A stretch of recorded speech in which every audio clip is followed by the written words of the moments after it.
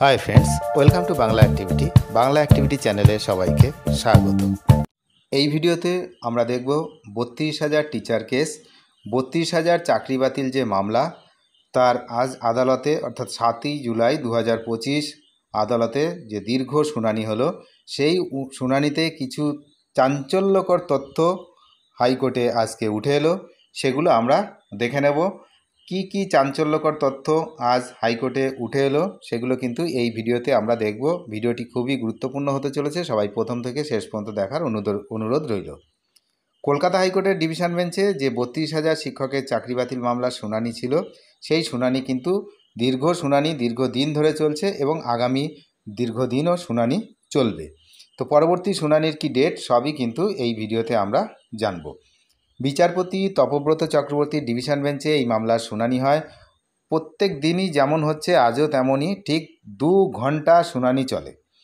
এই শুনানিতে মূলত ক্ষতিগ্রস্ত পক্ষ অর্থাৎ পার্শ্ব শিক্ষক এবং অন্যান্য চাকরিহারাদের আইনজীবীরা তাদের বক্তব্য আজকে তুলে ধরেন।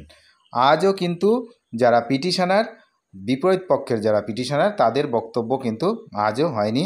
আজও ৩২,০০০ শিক্ষক শিক্ষিকাদের পক্ষের বক্তব্যই কিন্তু সওয়াল আদালতে হয়েছে। কি বিষয় উঠে এসছে সেইগুলো কিন্তু আমরা জেনে নেব। মামলার শুনানিতে পার্শ্ব শিক্ষকদের যারা আইনজীবী জোরালো সওয়াল করেন, তাদের প্রধান কি যুক্তি ছিল, তার মধ্যে মেন যে যুক্তি, মূল মামলার অংশ নন। পার্শ্ব শিক্ষকদের আইনজীবী জয়ন্ত মিত্র এবং সুবীর সান্যাল আদালতে জানান যে মূল রিট পিটিশনের ভিত্তিতে চাকরি বাতিলের নির্দেশ দেওয়া হয়েছে, সেই মামলায় পার্শ্ব শিক্ষকরা পক্ষ ছিলেন না, তাই তাদের চাকরি বাতিল করা উচিত হয়নি। নিয়োগের নিয়ম ভঙ্গ, পার্শ্ব শিক্ষকদের নিয়োগের নিয়ম এবং যোগ্যতা বিশেষ করে অ্যাপটিটিউড টেস্টের ক্ষেত্রে সাধারণ শিক্ষকদের থেকে ভিন্ন ছিল।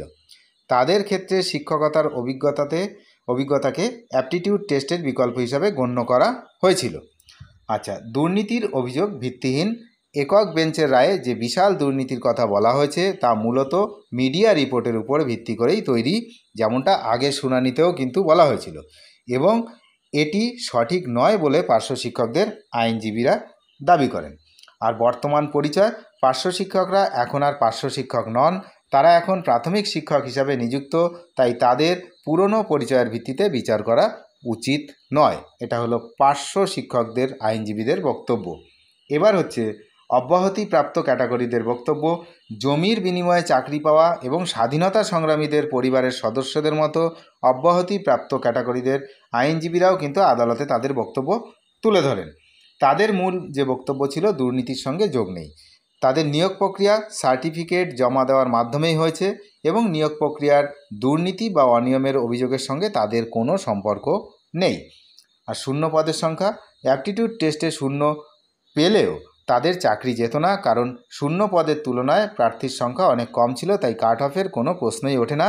এটা কাদের জন্য না, এটা হচ্ছে অব্যাহতিপ্রাপ্ত ক্যাটাগরির জন্য, অর্থাৎ স্বাধীনতা সংগ্রামী এবং জমির বিনিময়ে যারা চাকরি পেয়েছিলেন।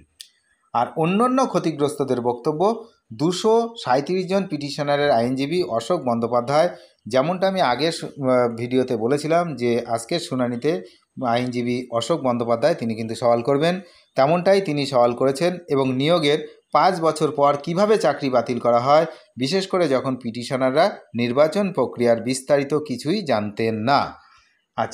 এবার 635 জন শিক্ষকের আইনজীবী প্রতীক ধর তিনি বলেন, একক বেঞ্চের রায়টি ত্রুটিপূর্ণ, কারণ তাদের অপ্রশিক্ষিত বলা হলেও তারা 2019 সালের এপ্রিল মাসের মধ্যেই তাদের ডিএলএড কোর্স সম্পন্ন করেছিলেন, যা রিট পিটিশন দাখিল করার অনেক আগে। এবার আদালতের কি পর্যবেক্ষণ না, শুনানি চলাকালীন বিচারপতি বিভিন্ন বিষয় স্পষ্ট করার জন্য প্রশ্ন করেন। পার্শ্ব শিক্ষক এবং প্রাথমিক শিক্ষকদের মধ্যে পার্থক্য, বিভিন্ন ক্যাটাগরির জন্য অ্যাপটিটিউড টেস্টের প্রযোজ্যতা ইত্যাদি বিষয় তিনি জানতে চান। এই মামলার পরবর্তী শুনানি 14 জুলাই 2025 ধার্য করা হয়েছে। তাহলে এই যা আমি তুলে ধরলাম সবই আজকে আদালতের যে সমস্ত সওয়াল জবাব হয়েছে সেগুলোই, এখানে আমার কোনো ব্যক্তিগত মন্তব্য নেই। যা আছে, যা দেখালাম সবই আদালতের যে ঘটনা আজকে ঘটেছে, আদালতে যা হয়েছে সেগুলোই আপনাদের সামনে তুলে ধরলাম। অনেক ধন্যবাদ শেষ পর্যন্ত দেখার জন্য। আমরা তো নজর রাখছি আগামী যে শুনানি সেই শুনানির দিকে আপনারা নজর রাখুন।